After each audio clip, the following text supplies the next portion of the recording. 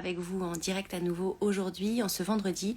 Je vais faire ces petits lives tous les vendredis vers midi maintenant, avec des thèmes que vous me suggérez. Et cette semaine, j'ai choisi de parler de la naissance, l'accueil d'un nouvel enfant dans la famille. Donc quand vos aînés vont avoir une petite sœur ou un petit frère.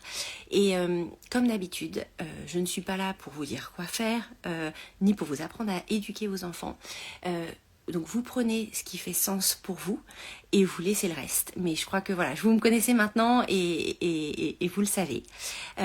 Donc ce sujet de la fratrie, c'est un sujet qui me tient beaucoup à cœur parce que souvent, voilà, on est un peu désemparé face aux poussées de jalousie des autres enfants qui est franchement hyper naturel et on ne sait pas trop quoi dire pour les rassurer. On a tendance à un peu le ridiculiser en disant mais t'es grand maintenant, alors passe à autre chose, etc.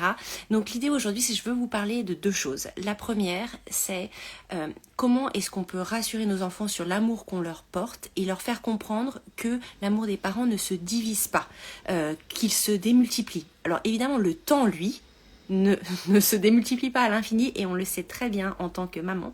Mais faire comprendre à nos petits que c'est pas parce qu'on passe moins de temps avec eux qu'on les aime moins. Et qu'en fait l'amour des parents, il est toujours le même. Et en fait il s'agrandit à chaque enfant qui arrive. Et si vous avez plusieurs enfants, vous voyez très bien de quoi je parle.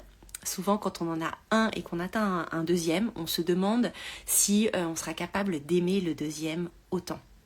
Ça nous semble impossible. Je ne sais pas si vous c'est le cas, mais je l'ai entendu souvent. Et vous voyez bien qu'en fait après on a comme un nouveau cœur d'amour, rempli d'amour pour les suivants. Donc ça c'est la première chose, l'amour des parents se démultiplie. Et la deuxième chose, c'est expliquer à l'enfant, à l'aîné, aux aînés, qu'on a des signes d'amour différents en fonction de l'âge de l'enfant. Donc, si on part sur la première chose, sur l'amour des parents se multiplie, vous pouvez lui dire, voilà, j'ai un cœur d'amour rempli pour toi. Ton petit frère ou ta petite sœur, elle ne prendra pas ce cœur d'amour que j'ai pour toi. Elle prendra de mon temps. Tu verras que je vais passer beaucoup de temps à m'occuper du bébé, mais j'aurai un cœur d'amour rempli pour elle ou lui, et j'en ai un rempli pour toi.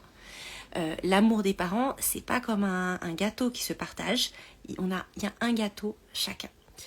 Et ce que vous pouvez faire pour que ces paroles rentrent bien dans leur inconscient, et souvent ils sont bien capables de comprendre, ça je pense qu'il ne faut pas les sous-estimer.